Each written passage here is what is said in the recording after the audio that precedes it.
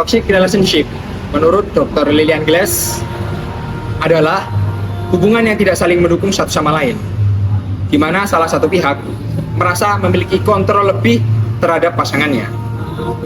Toxic relationship menimbulkan satu sisi merasa ditindas, merasa tidak nyaman, merasa terserang, baik psikis maupun mentalnya. Sehingga dapat disimpulkan bahwasanya toxic relationship merupakan hubungan yang tidak sehat yang dijalin oleh kedua belah pihak, di mana salah satu pihak merasa lebih memiliki kontrol terhadap pihak lainnya atau pasangannya.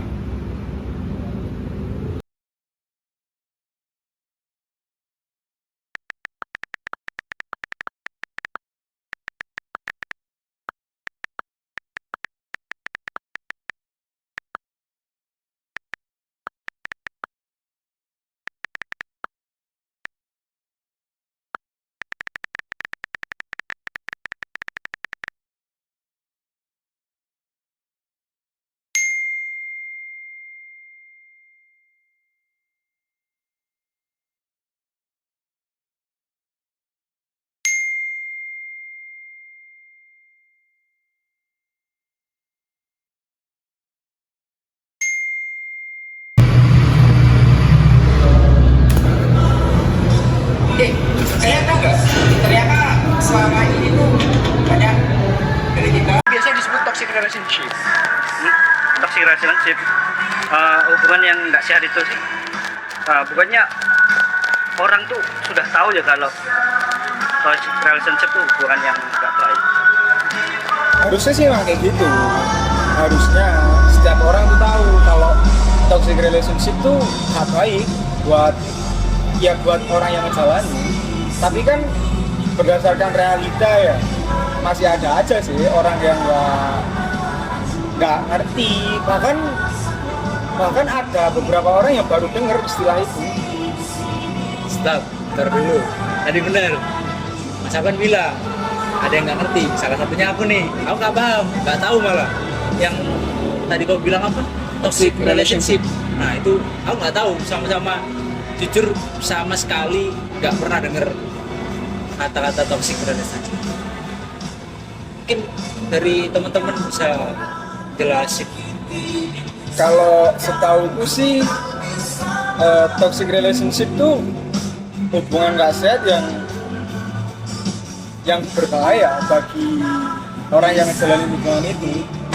Dan ada tanda-tandanya kok kalau suatu hubungan tuh udah ngarah ke arah toxic relationship, kayak udah overprotective, posesif banget, terus cemburuan. Bahkan ada juga yang sampai bohong ke pasangannya demi nututin sesuatu. Itu tuh termasuk toxic relationship kalau setahuku ya. Nah itu lagi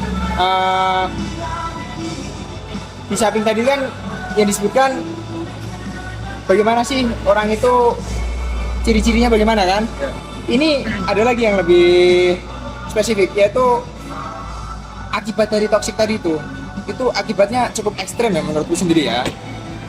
Kenapa kok bisa sampai ekstrem? Karena orang yang dalam hubungan itu terjebak dalam toxic relationship atau hubungan yang tidak sehat itu pasti yang kena itu fisik juga mental. Kok bisa?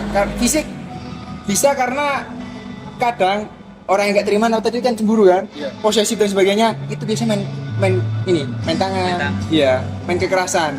Kemudian yang ini yang psikis, wah ini sih yang paling ekstrem itu psikisnya kena. Soalnya psikis ini kan penentu dari kita mau kehidupan sehari-hari ini berjalan ke kalau enggak. Kalau kita sendiri enggak, psikisnya enggak teratur, terus banyak pikiran dan sebagainya, jelas dong mau menjalani hidup ini kayak terasa gimana ya? Ada aja gitu. Iya. Nah itu juga yang bikin heran tuh apa ya? Udah tahu hubungannya nggak baik kan. Nah kenapa kebanyakan orang tuh kayak bertahan pada hubungan kayak gitu? Tapi jangan salah, sebenarnya dari hubungan toksik yang dua individu jalanin, Iya. hadapi lah ya. Tapi menurutku sendiri, menurutku pribadi itu masih ada harapan buat keluar dari dari zona toksik itu tadi. Tapi ya kembali lagi ke mereka yang menjalani kan. Mereka mau berubah, mau keluar atau mau tetap menjalani ada di zona nyaman tersebut, itu kembali ke kesadaran mereka. Ya, Kesadaran diri itu penting. Kalau harapan sih pasti selalu ada ya. Harapan itu pasti selalu ada. Tapi kembali lagi, faktor dari dalam dirinya mau nggak buat berubah. Terus kalau misal faktor dalam dirinya udah mau, dibantu lagi dengan stimulus faktor dari luar, bantuan dari orang lain, orang itu bisa buat lepas dari hubungan toksik itu. Dari zona yang nggak jelas lah. Nah, tapi permasalahannya banyak orang yang udah tahu kalau hubungan yang toksik itu bahaya.